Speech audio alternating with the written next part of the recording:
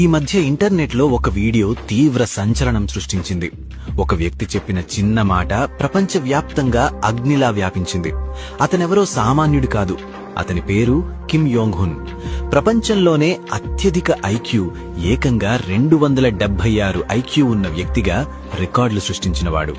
భూమి మీద బ్రతికి ఉన్న అత్యంత తెలివైన వ్యక్తుల్లో ఒకడు. కాని ప్రపంచాన్ని ఆశ్చర్యపరిచింది అతని తెలివితేటలు కాదు, అతను చెప్పిన మాట. సైన్స్ గురించి, టెక్నాలజీ గురించి మాట్లాడాల్సిన ఆ మేధావి అందరి ముందు నిలబడి ఇలా అన్నాడు: యేసుక్రీస్తు దేవుడు అని నేను నమ్ముతున్నాను. ఆ ఒక్క మాట ఇంటర్నెట్ను కుదిపేసింది. కొందరు ఆశ్చర్యపోయారు, కొందరు ఎగతాళి చేశారు. కాని అతను అక్కడితో ఆగలేదు. మళ్లీ వచ్చి ప్రపంచం కళ్లు తెరిపించే ఇంకొక భయంకరమైన మాట చెప్పాడు.